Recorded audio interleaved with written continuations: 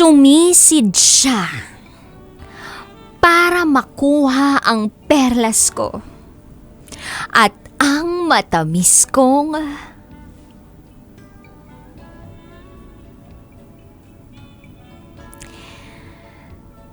Hi, DJ Rocky. Itago mo ko sa pangalang Tetchi. At ito, ang aking SPG. As in, super, Pagganarn, secret, foul. Sa tagal ko na bilang isang negosyante, proud akong sabihin na may mga napatunayan na ako sa buhay. Single pa ako, pero nakapagpatayo na ako ng sarili kong bahay na may swimming pool. Hindi sa pagmamayabang ha, pero nagawa ko na yan bago pa man ako umabot ng 25 years old. Noon pa man, dream number 1 ko na yan. Anytime na makaramdam ako ng init, may sarili akong swimming pool na paglalangoyan. Hindi na ako pupunta sa mga malalayong beach sa probinsya. At syempre, bukod sa pangarap na bahay na may swimming pool, pangarap ko rin namang magka-jowa. Yan ang dream number 2 ko. Yung tipong panghabang buhay na jowa. May mga naliligaw naman ng paningin sa akin. Mukhang mga jowa-ball din naman. Pero sa kanilang lahat, may isang lalaking pumukaw ng damdamin ko na hindi ko kailanman naramdaman sa iba. Itago natin siya sa pangalang Justin. Single din naman siya as far as I know. Kaya tingin ko, wala naman akong problema. Pero syempre, mahirap naman kung easy to get akong klase ng babae. Kailangan din naman paghirapan niya akong makuha kahit papano, diba? Well, pinag-iisipan ko na rin naman siyang sagutin. Dahil almost 1 year na rin naman siyang nanliligaw. At consistent pa siya, in fairness. Kaya bumuo ako ng plano. Isang test of courage, kumbaga, DJ Rocky. So eto na nga. Kamakailan lang, nag-celebrate ako ng 27th birthday ko sa bahay. Kasama ang close friends, ilang mga kakilala sa negosyo, at syempre, kasama na rin itong si Justin. Simpleng pool party lang naman. May sayawan. At syempre, meron din namang alak. Maraming alak. Bilang isang party girl, dapat walang exempted. Lahat iinom. So, Noong ginanap ang pool party ko, nagkayayaan na kaming lahat mag-game sa may swimming pool. Meron kaming nilaro na tinatawag namin na Find My Pearl. By pair ang mechanics. Kaming mga babae, may mga kanya-kanya kaming alahas na may perlas. Itatapon namin lahat yon sa iba't ibang bahagi ng pool para sisirin at hanapin ng lalaking kapartner namin. Pero syempre, hindi alam ng mga lalaki kung ano-ano yung mga pearl jewelry na meron kami. Hindi rin naman sila pwedeng i-coach kung ano ang itsura ng alahas namin para fair.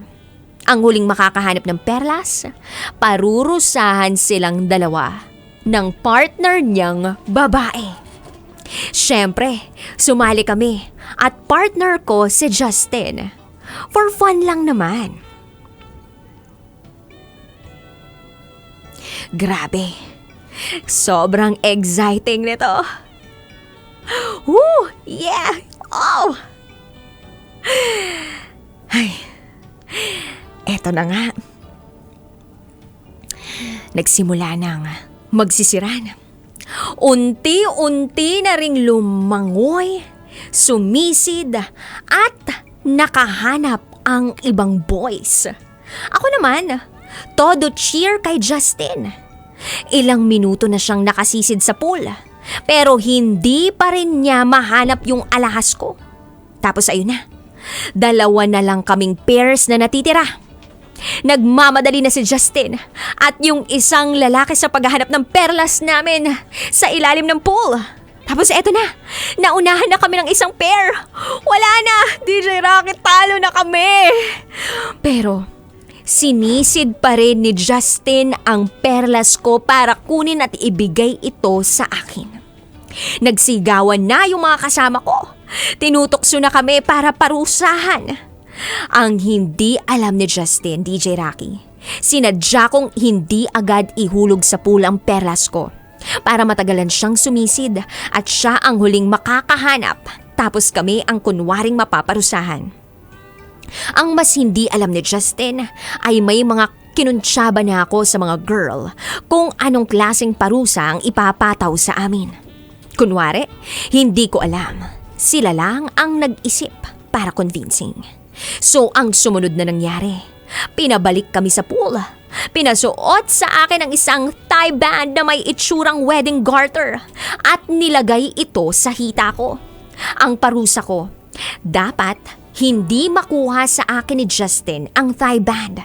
Pero ang parusa naman kay Justin ay kailangan tanggalin niya sa akin ang garland na suot ko gamit ang kanyang bibig. Ang mangyayari, DJ Rocky, ay maghahabulan kami sa pool. Bago siya sumisid, uminom muna siya ng isang shot puno ng tequila. Pagkatapos ay sumisid na siya at lumangoy na rin ako papalayo sa kanya. Hinabol-habol niya akong languyin. Nakita kong determinado siyang makuha ang tie band ko pero hindi ako agad susuko ng ganun-ganun na lang. Naririnig kong hiyaw na hiyaw ang mga kasama namin. Dumiskarte si Justin para makorner ako sa pool at doon na niya ako nahuli. Sumisid siya at dahan-dahang kinagat at hinila pababa ang tie band na suot ko. Sa totoo lang, DJ Rocky, sobra akong nakikiliti dahil ang tulis ng balbas niya. Magtabi kayo, tabi kayo. Ikaw yung lalaki, siya yung babae. Okay. Nandyan yung script. Ikaw yung babae, siya yung lalaki. Oh, grabe. Nakakakiliti talaga ang tulis ng balbas niya. Tinutusok nito ang balat ko. Nakikiliti rin ang bigote niya ang binti ko, kaya hindi ko mapigilang matawa at mapasipa sa pool. Buti na lang, hindi ko siya natatamaan. Enjoy na enjoy akong maramdaman na pinaghihirapan ni Justin kunin ang tie band ko na parang ako ang kinakagat niya. At nang makuha niya ito, ibinigay sa akin ni Justin ang tie band at sumigaw ako ng, "Yes, Justin, yes!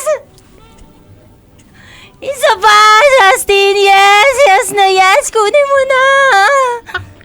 Sa una, hindi niya agad na gets ang ibig sabihin ng sigaw ko kaya inulit ko pa ng, "Oh, yes, Justin! Ah, yes!" Tapos nakita ko na nagsisigawan na rin ng yes sa mga kasama namin. 2 hintuturo nakapoint sa itaas sabay sabing, "Yes, yes, yes!" Tinanong ako ni Justin, Tets, are you saying yes to me right now? at ang sagot ko naman ay, Hindi. Yes nga, di ba?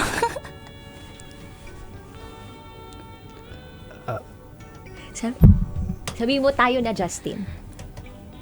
Tayo na, Justin. We're official. I love you. At yun na nga, nagyakapan kami at nag-kiss sa lips in public for the very first time. Natuwa ako sa reaksyon ni Justin. Tumalon siya pabalik sa pool at paulit-ulit ding humiyaw din ng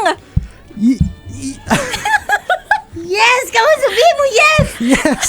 Nilapitan niya ako at nagsabing, Sana. Wala akong masabi. I love you. I love you. At dun na nagsimula ang relasyon namin bilang magjowa.